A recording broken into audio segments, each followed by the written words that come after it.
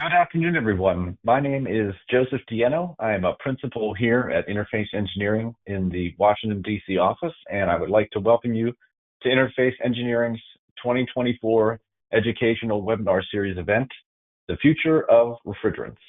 Thank you again for logging in today. Today's presentation will be recorded and made available through our website. All audience microphones will be muted during the presentation. Please feel free to enter your questions into the questions chat field, and we will try to get to those at the end. Interface Engineering is an approved AIA continuing education services provider. For today's participation, you will earn 1 learning unit. All attendees will either receive a course completion certificate, or if we have your AIA number, attendance will be reported for you to the AIA within the next 2 weeks. Like I mentioned, we'll try to leave around 10 minutes at the end to answer any questions. If for some reason we're not able to get to all of the posted questions, we will distribute a Q&A summary to you all afterwards. So let's get started.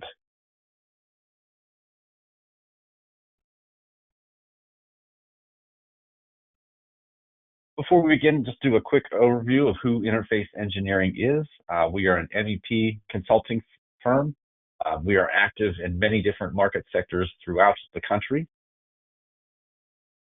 Our services include the traditional mechanical, electrical, plumbing, fire, life safety design, but we also offer lighting and daylighting services, building services modeling, building technologies, and commissioning.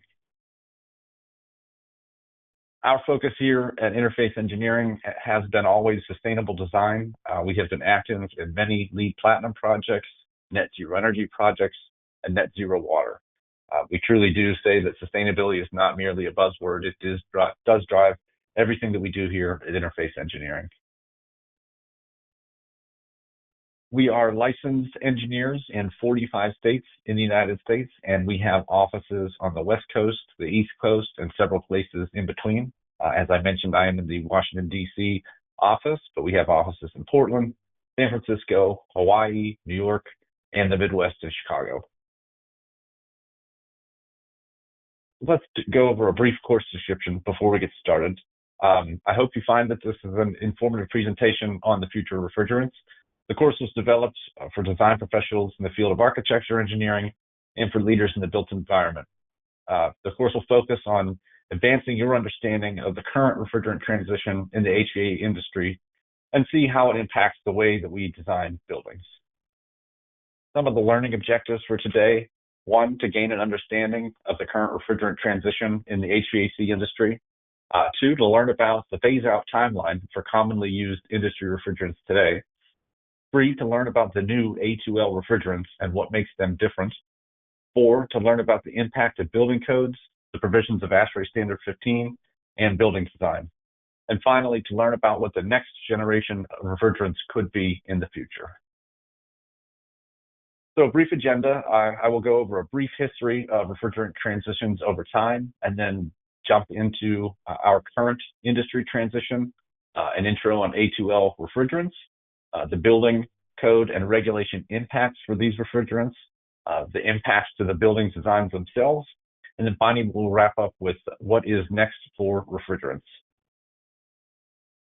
So let's start with the origins of refrigerant transitions. Some of you may have heard of the Montreal Protocol, some may not, but what likely everybody has heard of is back in the late 80s, the concept of the hole in the ozone layer.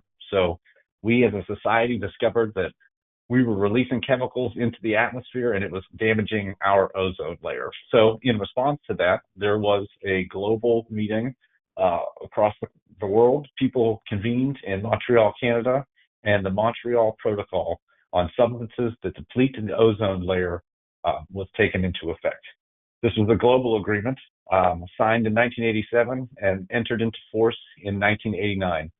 And the primary objective of the Montreal Protocol from an HVAC system standpoint was to phase out ozone depleting refrigerants. These refrigerants include chlorofluorocarbons, or CFCs, more commonly referred to as Freon or R12, and hydrochlorofluorocarbons, HCFCs, commonly known as Freon 22 or R22.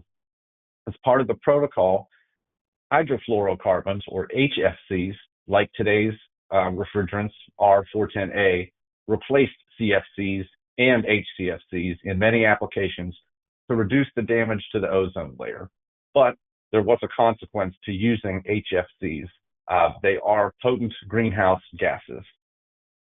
So as we move forward through time, there have been many amendments and additions to the Montreal Protocol. A significant addition is the Environmental Protection Agency's Significant New Alternatives Policy, or SNAP program. This was established under Section 612 of the Clean Air Act, and it was established so that the EPA could identify and evaluate substances in end uses that have historically used ozone-depleting substances, and to provide further restrictions and phase out high global warming potential, or GWP, HFC refrigerants. There has been several amendments to the Montreal Protocol over time. One notable amendment is the Kigali Amendment. This was signed into law in Kigali, Rwanda. They called for the phase down of hydrofluorocarbons, or HFCs, like R410A.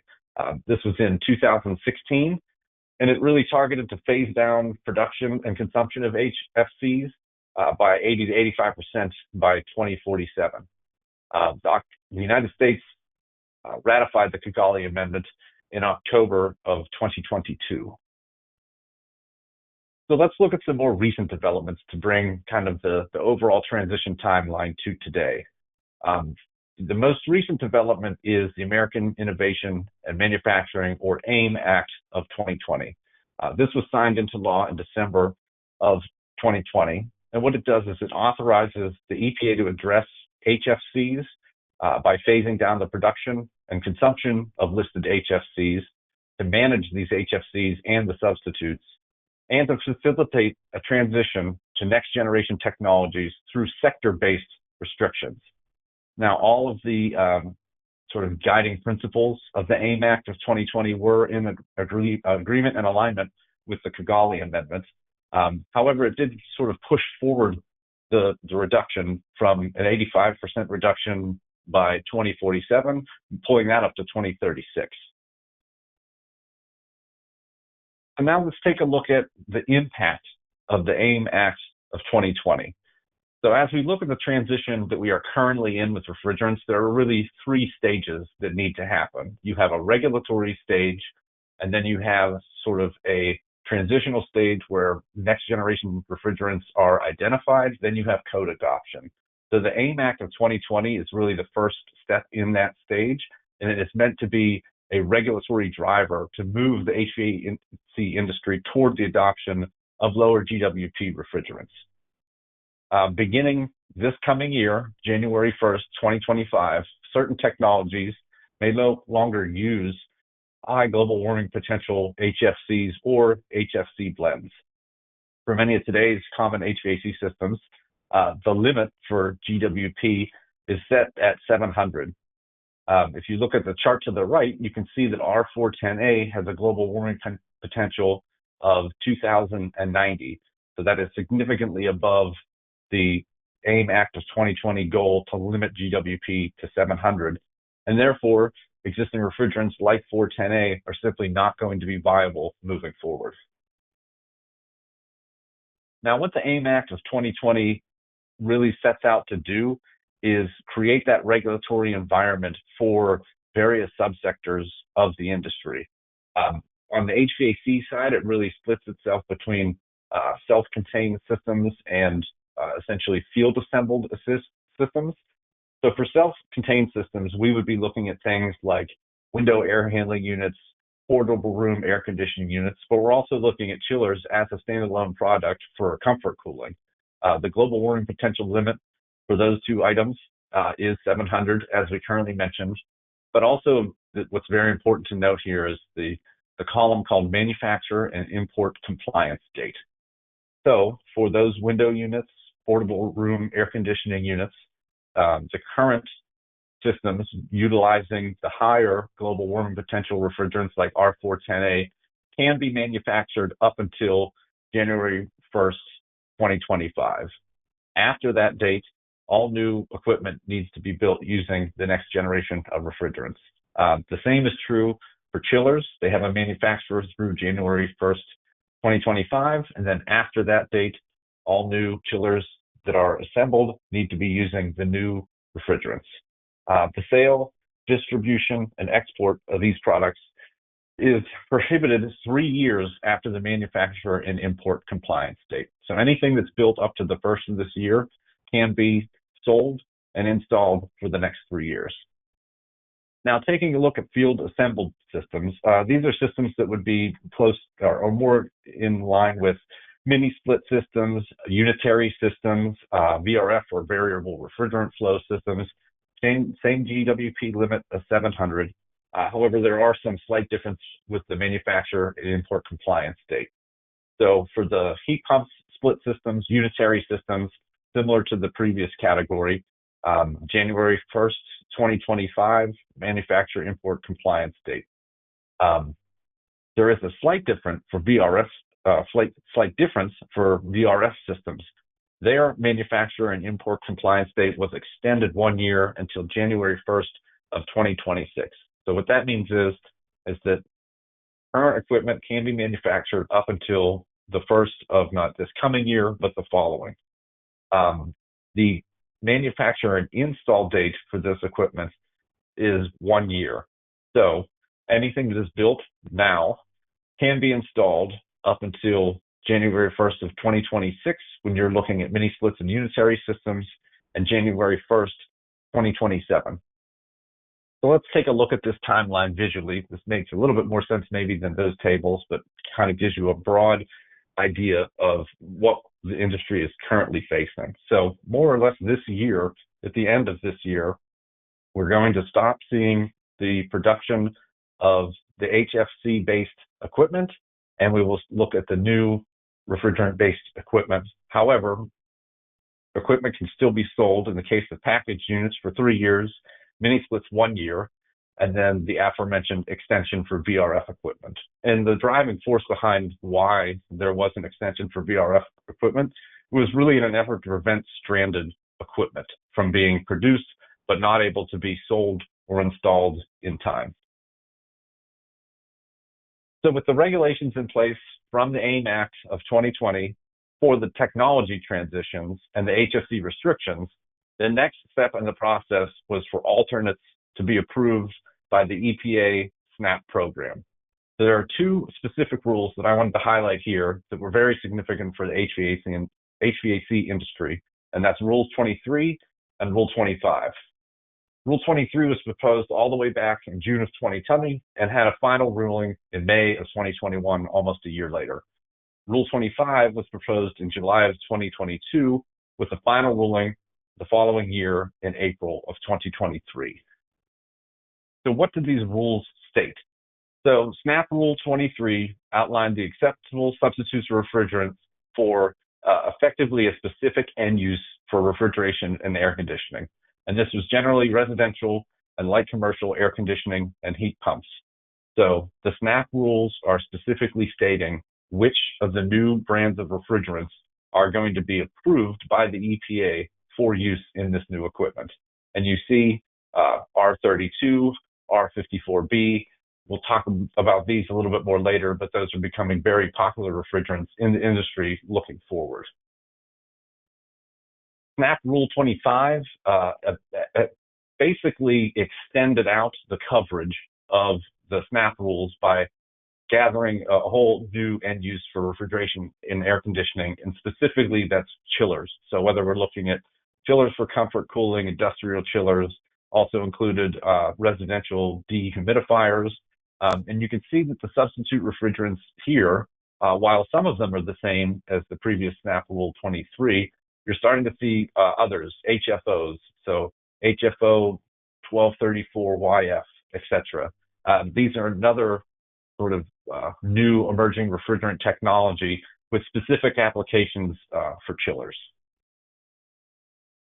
And we won't talk too much about SNAP Rule 26, but I wanted to include it just so that everybody's aware that these EPA SNAP rules extend not only to the HVAC industry, but for many end uses and industries beyond HVAC. including commercial ice machines, industrial process refrigeration, even cold storage warehouses, ice skating rinks, and probably most importantly, retail food refrigeration. So really all forms of refrigeration are captured by the AIM Act and by the SNAP rules. All right, so we've talked a little bit about the AIM Act, that was the regulatory sort of push in this direction. And now we've talked a little bit about the SNAP rules, which have established what the new sort of version of refrigerants is going to be. So let's get into a little bit of an introduction into what is known as A2L refrigerants. Now, it's important to remember that the selection of these refrigerants did not happen in a vacuum. This is something that has been the result of many, many years of participation, preparation, research by a lot of industry stakeholders, including AHRI, ASHRAE, the Department of Energy, many state boards as well, including the California Air Resources Board. And really what they were aiming to do was to figure out a way that we could safely use refrigerants that were flammable. So that is the main differentiator between the previous refrigerants like R410A, which would have been classified in the refrigerant safety group A1, meaning no flame propagation and lower toxicity. These new lower global warming potential refrigerant options have come with a new variable that we need to take into consideration, and that is flammability. So prior to this new version of refrigerants, there was no 2L category. There was only A1 and A2. It was determined that there needed to be sort of a subcategory between those two, as the 2L refrigerants did have some lower flammability, but were not quite as flammable as the traditional category 2.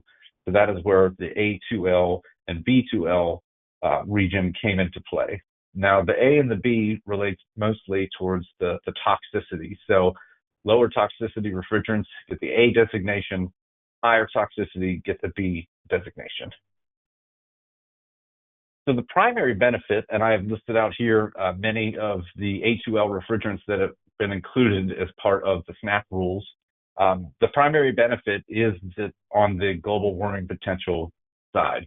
The mandate was set that you could not have a GWP greater than 700. And so this list here you see ranges all the way from a very, very low GWP of 4 up to 676.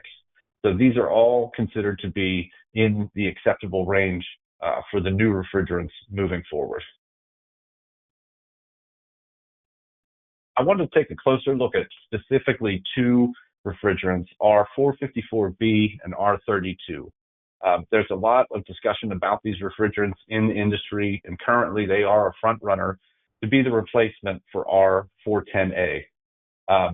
These refrigerants are quite comparable to the previous refrigerant R410A and to some extent 134A as well. They have similar performance, but they do come with a significantly lower global warming potential.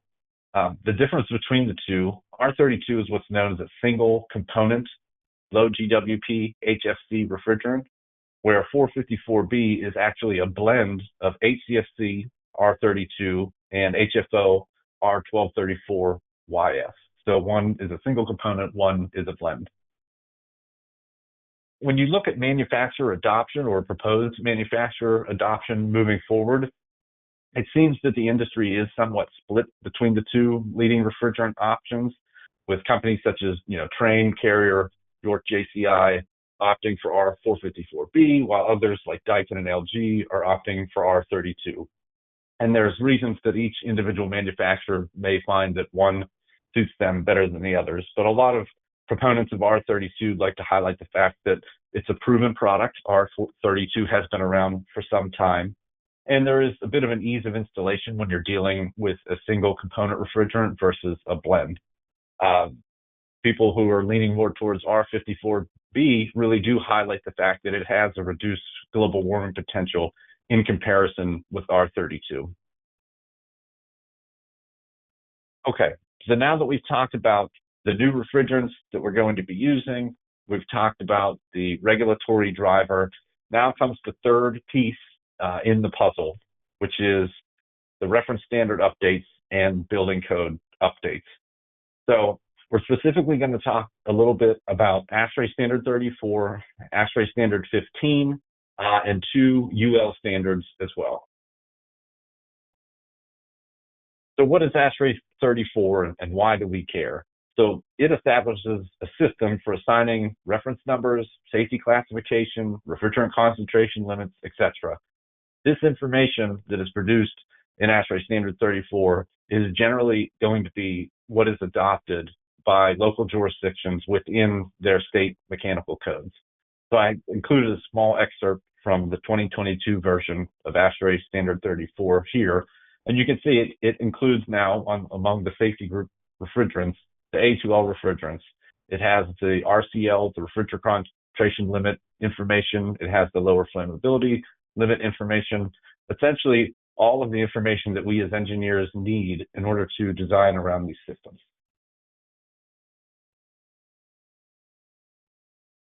So let's talk a little bit about the UL standards and why these are important. So UL standards really serve as the basis for how we evaluate, how we test, and how we certify HVAC equipment. So previous UL standards needed to be updated so that we could have a standard that is applicable for these designs using low GWP refrigerants.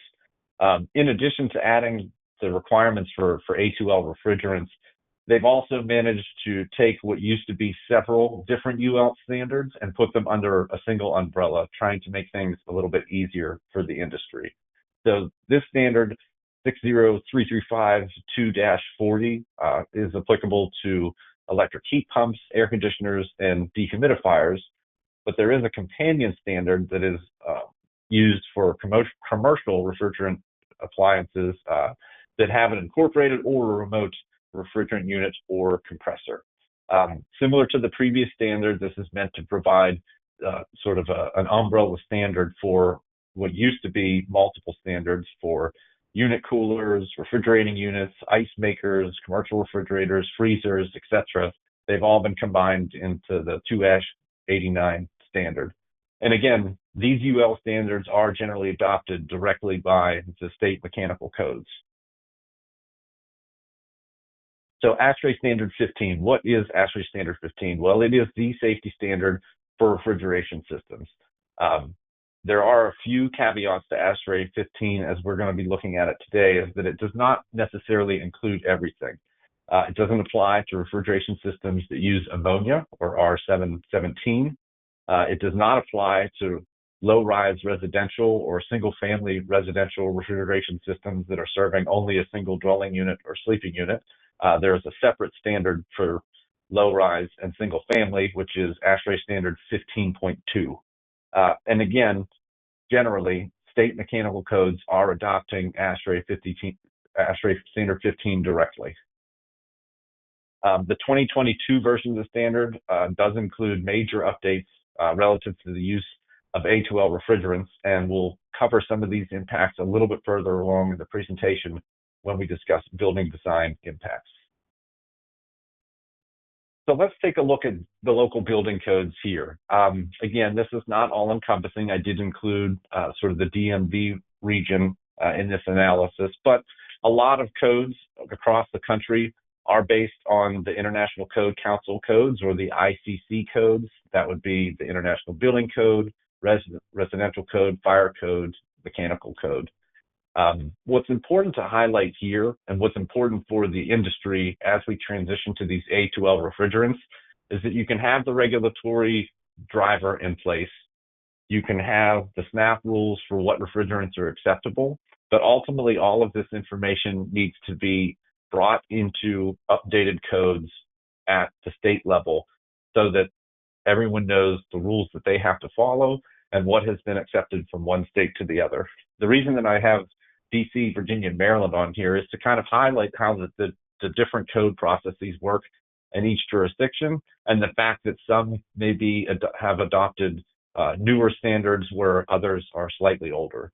You see in the case of Washington, DC, we're under the 2017 DC Building Code and DC Mechanical Code, which actually references the 2015 ICC codes. And in the mechanical code for DC, the reference year for ASHRAE 15 is actually 2013. So that's somewhat problematic because 2013 version of ASHRAE Standard 15 does not address these A2L refrigerants. Virginia and Maryland have more recently updated their codes and gone to a newer code cycle where they are based on the 2021 ICC codes. And the 2021 mechanical code does reference ASHRAE 15 2019, which does have quite a bit of language regarding A2L refrigerants and their use. So the moral here is that prior to 2021 ICC codes, A2L refrigerants are generally not recognized for human comfort use. So there is some work to be done on the code side. Again, I mentioned earlier how all of these things get adopted into the code. The current versions of DC, Virginia, and Maryland codes all do refer to ASHRAE 15, so it is incorporated by reference. When we talk about the UL standards, again, DC, Maryland, Virginia do make references to the UL standards for this equipment. However, DC being a slightly older code, it only has reference to the older UL standards. It does not have reference to the new UL standards for A2L refrigerants. Virginia, on the other hand, as they have adopted a 2021 code, has updated their UL standards within the mechanical code in the refrigeration section. And interestingly enough, they actually refer to both the previous version of these standards and the new version. And that's actually important to do because we are kind of in the middle of a transitional period. You know, designs that we are doing today are still going to be based on 410A and the higher GWP refrigerants because it's still acceptable to design to that criteria, to buy that equipment, and to install it. And R410A is going to be available through the end of the life of any equipment that is being installed right now. It was very important as part of the AIM Act that not only are they telling you you can't use certain refrigerants, but they have to tell you how you're capturing the old refrigerants so that they will be available in the market. So they are going out of their way to make sure that, you know, as we move forward, we're transitioning to new refrigerants, but the old refrigerants will still be available to maintain and service equipment that's being installed now. One interesting fact about the Virginia Mechanical Code is it does make a direct reference to Group A2L refrigerants and high probability equipment. So what does that mean when they say high probability equipment? Well, these systems would include DX split systems, packaged DX rooftops, self-contained DX units, water source heat pumps, VRF systems, and PTACs. An example of a low probability system would be a water chiller that's located either in a mechanical room or outdoors, excuse me. So Maryland has similar information to Virginia in that it does have a reference to the newer UL standards. It does, however, not directly address A2L refrigerants, but the equipment is covered as it is called out in the standards. So one of the most important parts of the updated building codes and updated mechanical codes is the incorporation of the information from ASHRAE Standard 34 directly into the mechanical code. So what I've included here is an excerpt from Chapter 11 of the 2021 Virginia Mechanical Code. And you can see that it has all of the relative information similar to what ASHRAE 34 had for the A2L refrigerants. So this is what all of the standards and codes need to look like moving forward so that the appropriate information is included. The Maryland code has a similar version of this table. However, it is slightly older, but it does include all of the A2L refrigerants. However, some of the information included in that table has been subsequently superseded. And the DC code, because it is a slightly older version, it does not include all of the current approved A2L refrigerants. But not to fear, the International Code Council has recognized that there are various levels of adoption of their standards throughout the country. Not everyone is going to always be, utilizing the most current. So what they have effectively done is they have gone through going all the way back to their 2012 codes. So 2012, 2015, 18, and 21. And they have already put together their amendments to those codes in order to update towards the 2024 versions of the codes. So these proposed amendments can be used by the jurisdictions who have not fully adopted a newer code cycle yet, in order to get the requirements for these A2L refrigerants adopted in code. But before these amendments are accepted at each jurisdiction, so whichever state you may be designing and working in, it may be necessary to go through a code modification to use A2L refrigerants for human comfort. But the good thing is that the code modifications are effectively already been produced by ICC. It's just a matter of putting these in front of the jurisdictions and hoping that they will accept that. So now we've talked a little bit about the changes to the code and the changes to these standards, but let's get into a little bit of a deeper dive as to how does this impact how we are designing buildings. So some of the major requirements that we're going to look at here are coming out of the 2024 version of the mechanical code and the 2022 version of ASHRAE Standard 15, because there are numerous requirements that govern how we're designing and how we're installing systems that are using A2L refrigerants. So we're going to look at 5 specific items here, which is shaft enclosures for A2L refrigerant piping, shaft ventilation for A2L refrigerant piping, the impact of refrigerant charge limits and how we make these calculations, refrigerant detectors for A2L systems, and ventilation requirements. So let's start with the requirement for shaft enclosures. This is going to be, a very important. The next 2 items actually are extremely important on the architecture side, is understanding, how are we going to build buildings to accommodate this refrigerant piping for these new systems. So effectively, what the code is saying is that if you penetrate 2 or more floor ceiling assemblies, the piping is going to have to be enclosed in a rated shaft. There are some exceptions to the shaft requirements, but most notably, it's in regard to the previous generation of A1 refrigerants, because again, the codes are in a gray area right now where they have to cover both systems that are being designed and installed today, but future systems as well.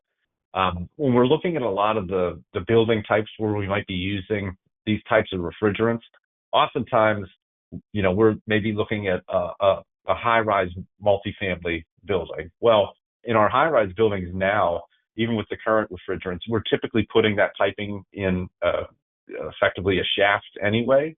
So there may not be as much of an impact there, but slightly lower rise buildings, there may be a more significant impact. Now, the next requirement is for shaft ventilation, and this does introduce sort of a different concept, something that's different than what we are doing today. And effectively, what the code is saying is that you either need to naturally ventilate or mechanically ventilate any shaft that contains A2L refrigerant piping. So if you wanted to naturally ventilate it, it needs to have either a duct, conduit, or a pipe that is no less than 4 inches connected at the lowest point of the shaft, extended directly to the outdoors. Now, I think that they realize that that may not always be possible in every single building situation, depending on where the location of these shafts are. You can imagine having a shaft that's internal to the building. You're going to have a hard time doing the natural ventilation option. So they do give you an option for mechanically ventilated shafts as well. Depending on the size of the shaft, the minimum air velocity is going to increase from a low of about 100 feet per minute up to 400 feet per minute for much larger shafts. So there is a bit of a penalty in terms of if you have very, very large shafts, it's going to require a decent amount of air moving through it in order to meet the requirements. The code will, however, give us an option to allow for intermittent operation. So you can have the fans turn on only when they need to turn on based on activation by a refrigerant detector. So it helps from an energy conservation standpoint that you don't have a mechanical fan that has to be operating continuously. It can be operated by a refrigerant detector. So let's get into the refrigerant charge limits as they are put forth in ASHRAE 34 and as they are going to be accepted into the newer version of the mechanical codes. Now, I think that this particular item is where a lot of the, for lack of a better term, we'll say buzz in the industry has been. I've heard a lot of different commentary about the change, the refrigerant transition change that we are currently in, from a lot of people that ranges from, oh, we don't have to do anything, or VRF is dead and you can't install it anymore. And I honestly think that this is really where that kind of thought process was coming from. So if you look at the RCL column, in the LB per MCF, that stands for pounds of refrigerant per 1,000 cubic feet of space volume. So the standard limits how much refrigerant you can have per unit volume of any space. So when we look at previous refrigerants like R410A, it had a restriction of 26 pounds per 1,000 cubic feet.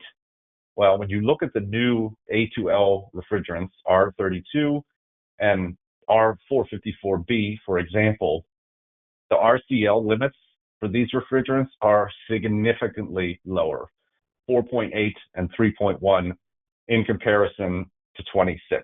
So I think that initially seeing those restrictions sort of, set off a lot of alarm bells for the industry, because, how are we going to be able to design around values that are so low? So I'd like to kind of go through how we used to calculate things and how it worked out, and then apply sort of some of the new refrigerants to that old methodology so that we can see kind of where the issue sort of cropped up. So the table that you see on the right here is kind of the standard calculation that Interface would include with our drawings in order to show the permit reviewers that we were in compliance with the mechanical code and providing the appropriate refrigerant charge in our systems, and that we were under the maximum refrigeration charge. So effectively what we would do is we would calculate the volume of the smallest space. So for instance, if we had a 473 square foot junior one bedroom / efficiency type apartment with no ceiling, exposed equipment at 9 feet, we could calculate a space volume. And then we could say, all right, if you're allowed to have 26 pounds of 410A per 1,000 cubic feet, what does that work out to be? And so we would calculate, say, 110.7 max refrigerant charge. Then we could compare that to, okay, well, what is the size of the system that is serving that space? And as long as its refrigerant charge was less than the max, we knew we were in compliance. So what happens if you take that old methodology and you simply apply the criteria for the newer refrigerants? Well, what happens is, and I'm using R54B as an example, because again, it has a lower RCL even than 32. So this is sort of the conservative example. Well, what ends up happening is you go from a max charge of about 111 pounds down to 13 pounds, right? And so that right there, I think, started setting off alarm bells in the industry, saying like, well, we can't have a large built-up refrigeration system like a VRF system that's 13 pounds. It's just not going to be feasible. That's an 88% reduction from what we were doing before. So the question was, well, how can we use these refrigerants? It doesn't make any sense. All the rules that we used to have, they don't make any sense anymore. We can't use this equipment. Well, that is not the case, and it was never meant to be the case, because the codes and standards have been lagging a little bit behind the progress on, that the AIM Act sort of set forward from a regulatory standpoint. The industry is playing a little bit of catch up right now, but the good thing is that we have caught up and we have the correct information and the appropriate information to design these systems moving forward. So what has ASHRAE 15 done to help address these issues that we're running into? Well, they've introduced 3 concepts: release mitigation controls, releasable refrigerant charge, or MREL, and effective dispersal volume charge, or EDVC. Now, these are 3 key concepts for how we are going to design these systems moving forward. So let's talk for a second about release mitigation controls, what they are, what they do, and how they're supposed to work. So these controls are allowed to be used to limit the releasable refrigerant charge subject to a few requirements, right? So all of the components of the mitigation controls need to be UL listed. under the two previous UL standards that we discussed earlier. They're permitted on indoor units that are less than 5 tons. They need to be activated by a refrigerant detection system. They need to energize the equipment's air circulation fan.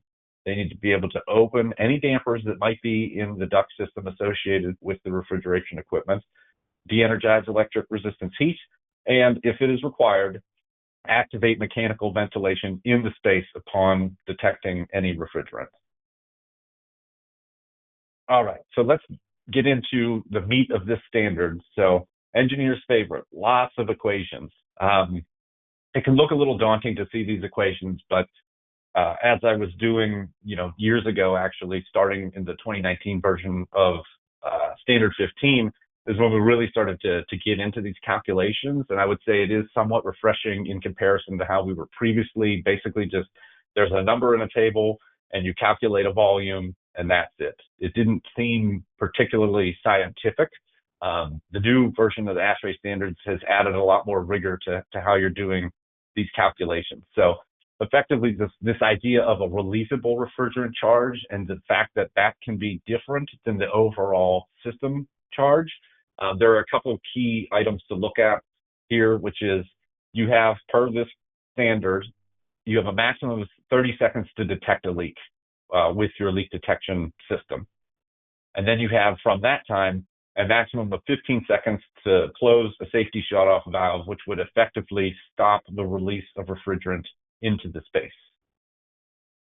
So if we take these equations and we do a little bit of real-world math in a hypothetical situation, you can see sort of how the standard is sort of giving us the information that we need to help design these systems. So in this example, I'm assuming we have a 3-ton indoor VRF fan coil, serves an individual dwelling unit within a multifamily building. We'll assume 454B. Again, it has the lowest RCL, so that, this is kind of a conservative calculation. So based on, a detection that happens within 30 seconds, a closing of the automatic shutoff valve within 15 seconds, and some very conservative calculations for the volume of a coil, the volume of piping. All of these things need to be taken into consideration to figure out how much refrigerant could possibly leak into the space. But when we put all the information in, we come up with a releasable refrigerant charge of a little under 6 pounds of refrigerant at 5.8 pounds. And we'll talk a little bit more why that's significant as we go through the remainder of the equations. And so the last equation that we need to figure out is the idea of the effective dispersal volume charge. Surprise, more equations. But again, the equations start to make a lot of sense when you look at how the standard is put together and sort of what considerations that they're making. So there are several different EDVC calculations within ASHRAE Standard 15. This is specifically looking at for group A2L refrigerants that have either continuous air circulation or circulation that can be activated by a refrigerant detector. And the one item to note here when we are doing the EDVC calculation is that if you're in an institutional occupancy, that pounds of refrigerant, that EDVC calc, is going to be cut in half. So it's a much more stringent requirement when you're looking at an institutional occupancy. So if we take the equations and we go back to our 473 square foot efficiency unit that has a 3-ton indoor VRF fan coil, again, that's very conservative for a space that's only 473 square feet, would rarely ever have something that big. But just for the sake of argument here, I wanted to make a very conservative calculation so that we could sort of see how the numbers work out. So when you put in the volume of space that we are accounting for, you take the lower flammability limit information from the mechanical code, which is coming from ASHRAE 34, and you plug it all in. For a room of that size, you would be looking at an EDVC value of 46.827 pounds. And so the code, ASHRAE 15 is a standard, simply states that if you have calculated a releasable refrigerant volume that is less than the calculated EDVC, that is how you're showing compliance. So this is how Even though we are using A2L refrigerants with lower flammability, with extremely lower refrigeration concentration limits, the introduction of these mitigation controls, the concept of a releasable refrigerant charge, and the EDVC calculation allow us to continue to design safe systems to use these new version of refrigerants. I won't get into the rest of it, but there are, spoiler, way more equations, as I mentioned, within ASHRAE Standard 15 that cover a whole range of options. The one that I wanted to highlight was the calculations that are provided within the standard for natural ventilation openings. If you remember when I was walking through kind of how we used to calculate the calculation for volume, the code was very vague when it said a communicating space. It did not give you any information as to how do I calculate what opening size is appropriate to make it a communicating space. They sort of left it up to the engineer to prove to the authority having jurisdiction. So it was a little bit nebulous. ASHRAE Standard 15 has covered that for a lot of different, they do it for A1 refrigerants, A2L, etc. They give us a lot of information to how to calculate these other values. So finally, I'd like to wrap up talking about, well, what is next, right? Do we think that this is it, that we've landed on A2L refrigerants and we go no further? It is highly unlikely that that is the case. The HVAC industry, from a technology standpoint, is constantly evolving. And we also know that environmental regulations are always evolving. That's why we started at the Montreal Protocol back in the 80s and have found ourselves to where we are today, right? So as we take a look at the environment and see, okay, we were concerned about ozone only, but we were putting out really high GWP refrigerants, so we need to address that as well. We've gotten it down to a max of 700, and we may be pushing for much, much lower GWP refrigerants in the future. And so there are a lot of different options out there. There are other countries in the world that are already moving past A2L refrigerant and using what are known as A3 refrigerants, which we'll talk about a little bit here. But I think that we are likely to be in a period where A2Ls are here to stay for the foreseeable future, but I don't think that that will be the end of it. I think ultimately we will be moving to an even lower global warming potential refrigerant type. And what could that be? Well, the concept of natural refrigerants is kind of the buzzword of the day, if you will, in the industry about, where are we ultimately going to go? So a natural refrigerant is really just a substance that exists naturally in the environment. It has zero ozone depletion potential and typically very, very low global warming potential. So this is kind of the obvious advantage of natural refrigerants. It's like, they seem, great for the environment, but each one of them does present challenges and limitations to their use. So bringing back the refrigerant safety group table that we were looking at earlier, you can look at 3 of the different natural refrigerants. I consider these kind of front runners in the natural refrigerant sort of spectrum. There are more than just these 3, but just for sake of today's presentation, we'll keep it a little simpler and just look at these 3. So when you look at the global warming potential, all 3 amazing. The highest one is 3.3, the lowest is 0. They all have 0 OGP. But when you look at the safety group, this is where they start to differentiate themselves in terms of, why aren't we using these today? What are the things holding us back? So carbon dioxide looks great.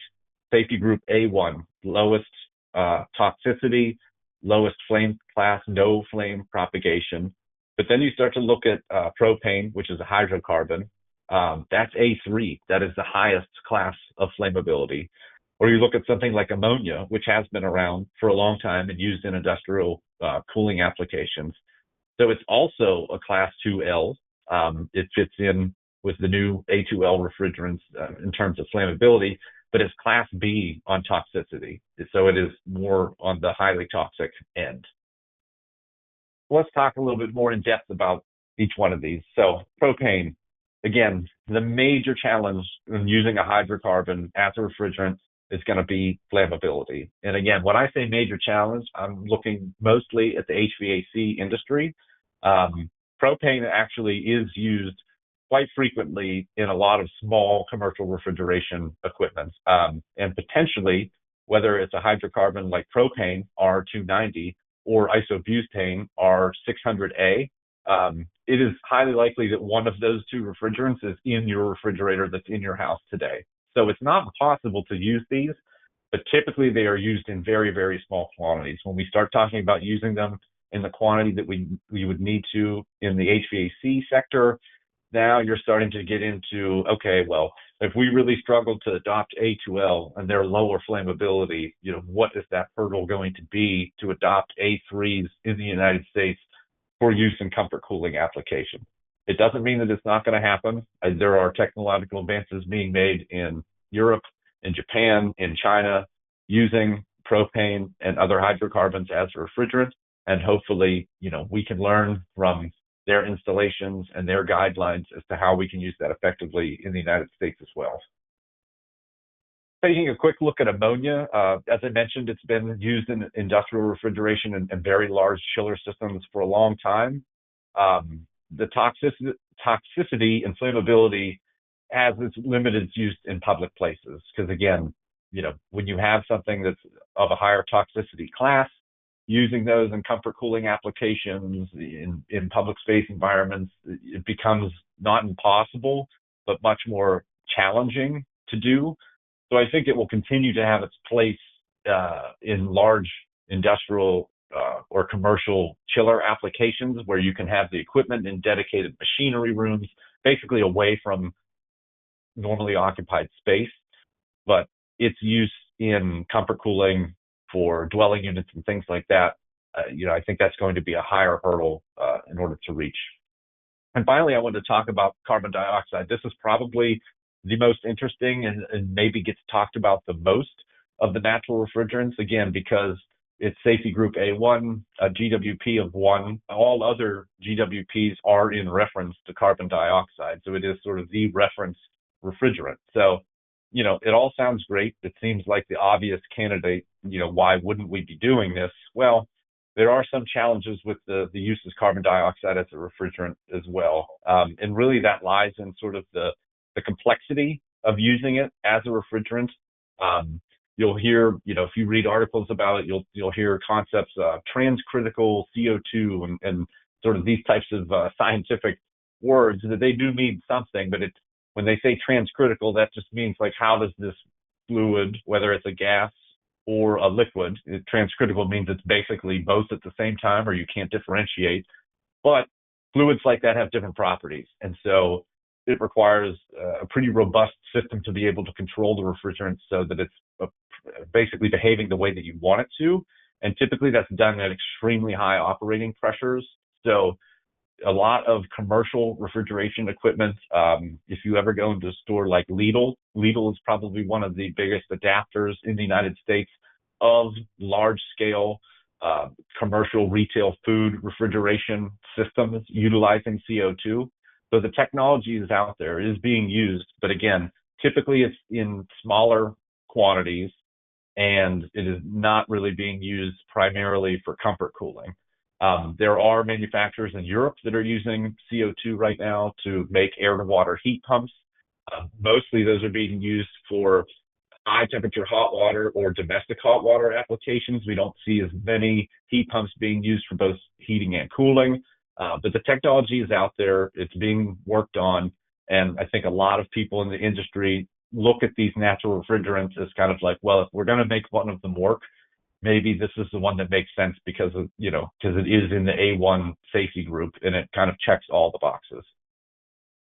Outside of the natural refrigerants, there are what are called low GWP fluorinated compounds. These are the previously aforementioned HFO or hydrofluoroolefins. This is a next generation refrigerant. Very low GWP, 0 on the ODP, still in the same A2L classification group, so not terribly different than R32 and R54B that we were talking about. But these are geared more towards larger scale equipment, chillers, things of that nature. There are currently HFOs that are approved as an acceptable substitute for chillers in the USA via the SNAP program, and there are manufacturers looking at developing chillers utilizing that technology now. So this is going to be something that, again, along with the natural refrigerants, is going to help take us to that next step. And finally, I just kind of wanted to throw up a good table that I found that I think helps capture sort of the state of where we are at and what of these various refrigerants can currently be used for and what they're being looked at. You see HCFC 32, that's R32. It's kind of across most of the categories, most from small self-contained to large ducted systems and VRF systems. We're seeing that A2L refrigerant apply in all of those sectors. When we look at others like propane, that's in very small self-contained AC, typically refrigeration for, the cooling or freezing of food, things of that nature. Some small split systems, but not so much on the larger side. And then CO2 is kind of the inverse, that is on the larger side, hasn't made its way to smaller split systems and things of that nature. But again, this is the next wave, sort of the wave after the current one. But it is good to know that, the industry is already thinking about not only what do we have to do today, but what is it that we have to do, tomorrow or the day after that. So that brings us to the end of the presentation. Let me check. I'm going to open the little widget here. I do not see any questions, so I apologize if it's not working. Or if you didn't have any questions, that's okay. Maybe I covered everything. I highly doubt it, but I can hope. But it is almost 4 o'clock here on the East Coast, and I know we were scheduled for an hour, so I just want to thank everybody for your time and for participating in today's webinar. I hope that you found it informative. If you have any suggestions for improvements, please feel free to reach out to myself. It's Joseph D at interfaceeng.com. Happy to get any feedback that you might have. And please do keep a lookout for the next Interface educational webinar. We are taking the month of December off for the holidays, but we will be back in the new year in January. So thank you very much and enjoy the rest of your day.